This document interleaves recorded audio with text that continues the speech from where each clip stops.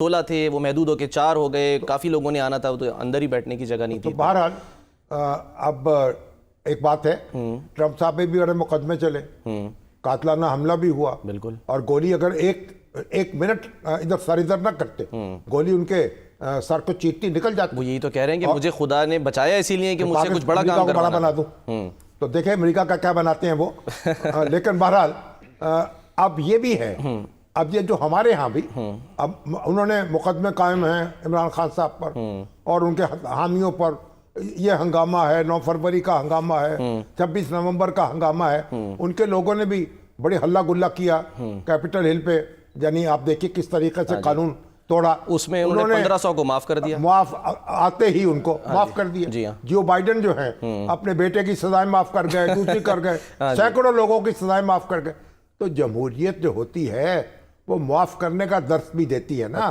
ہم نے لڑنا ہی جھگڑنا سیکھا ہے. اپنے بیٹے کو معاف کر گئے نا سر. اب اگر آپ الیکشن ہوتے ہیں, عمران خان صاحب جیتتے ہیں, فرض کریں وہ ساری سزائیں معاف کر دیتے ہیں, 9 مئی والا. یہاں بھی صدر پاکستان کو اختیار حاصل ہے جس کی چاہے سزا معاف کر دے, لیکن وزیر اعظم کی ایڈوائس پہ کر سکے, خود نہیں کر سکتے.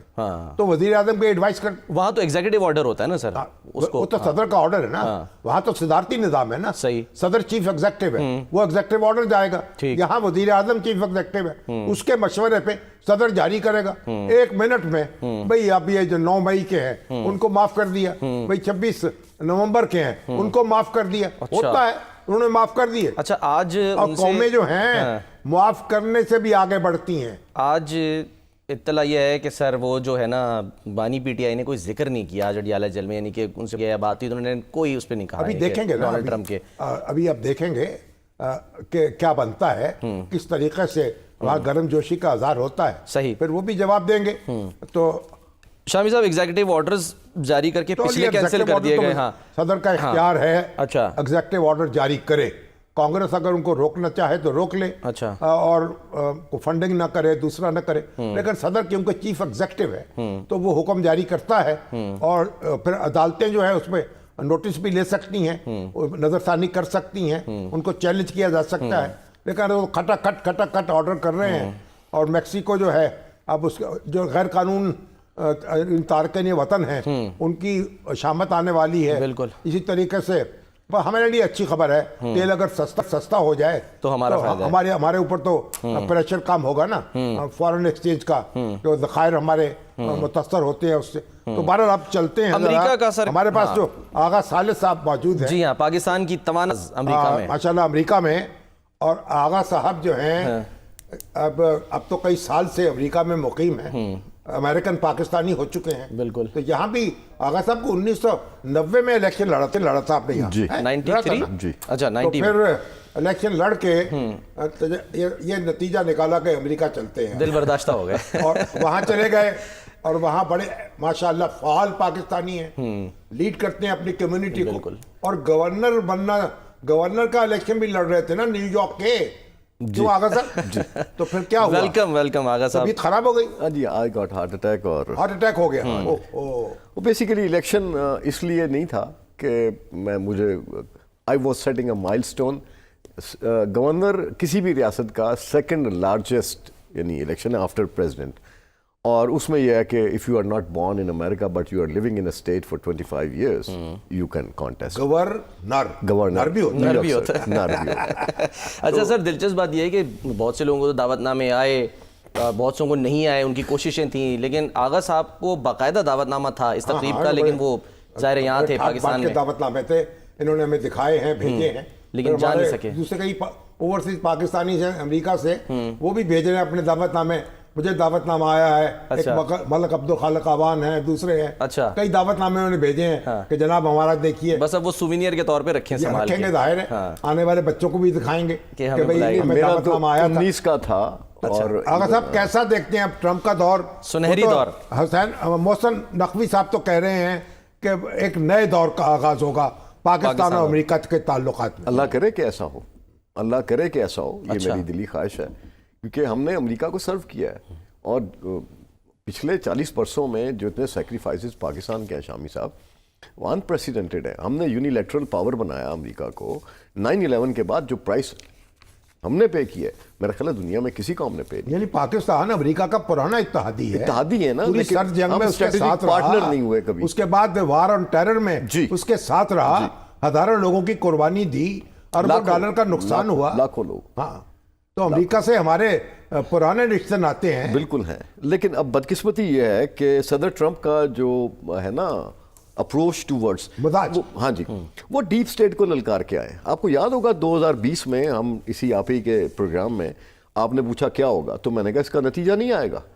آپ نومبر کی یعنی نشریات میں آپ اپنی فائل دیکھیں, اس کا نتیجہ نہیں آئے گا, یہ ہفتوں تک چلے گا, اور غالباً 20 جنوری تک, اور 6 جنوری بھی آیا, 20 جنوری بھی آیا, اور امریکہ کی ہسٹری میں یہ ایک ایسا انہوں نے بھیانک نتیجہ آیا اس کا, یہ بھیانک نتیجہ یا متنازع الیکشن اس کو انہوں نے بنا دیا.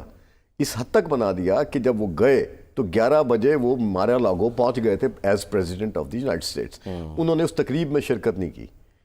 تو آپ دیکھیں کہ کتنا بڑا, لیکن سر اب تو وہ اسی اسٹیبلشمنٹ کو للکار رہے ہیں. وہ تو اب یہ دیکھیے کہ جب حفیظ اہل زبان کب مانتے تھے, بڑے زوروں سے منوایا گیا ہوں. اپریل 2023 میں جب انہوں نے پریزیڈنشل بڈ آفیشیل ڈکلیئر کی, تو اس وقت ان کے اوپر چھوٹے چھوٹے ایشوز چل رہے تھے کہ ہم انڈائٹ کریں گے, ہم یہ کریں, وہ روکنا چاہتے تھے.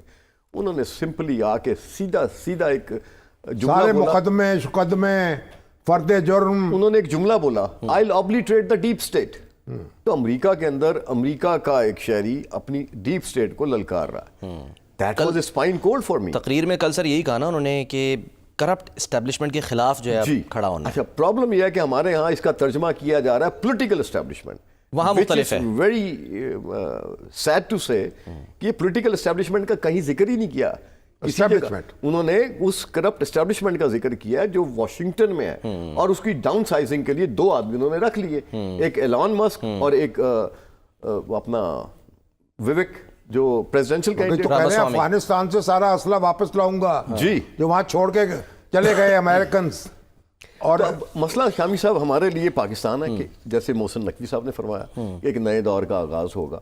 اب وہ نئے دور کا آغاز کیسے ہوگا؟ پچھلے 30 برسوں سے جو میں اپنی سفارتکاری کے رویے دیکھ رہا ہوں, میں مطلب نام نہیں لوں گا, لیکن ان 30 برسوں میں پرٹیکولرلی 9/11 کے بعد پاکستان کا کوئی سفیر اور کوئی کونسل جنرل نیو یارک کا ایسا نہیں رہا جن کو ہم نے یعنی پیپر ورک یعنی تھیسس بنا کے نہ دیو بھائی یہ کام کر لو تو اس کے یہ فائدے ہوں گے.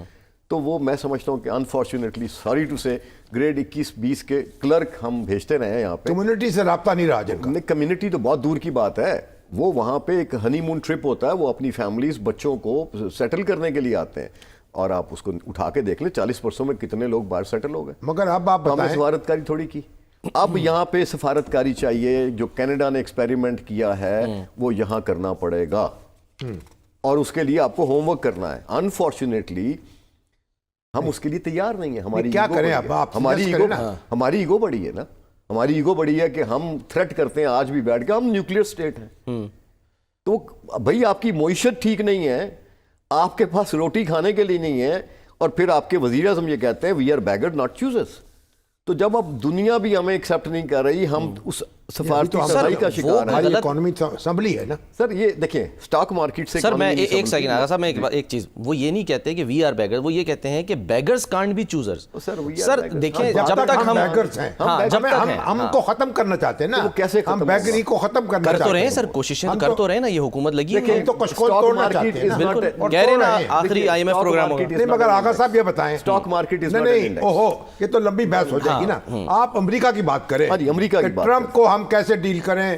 عمران خان صاحب کے لیے اچھی خبر ہے, میں پھر عرض کروں کہ وہ ایک کوئنسیڈنس خیال ہے, سملیرٹیز ہیں دونوں کے حالات کی, دونوں کو ملتے جلتے ہیں دونوں روایت شکن روایت شکن ہو گئے.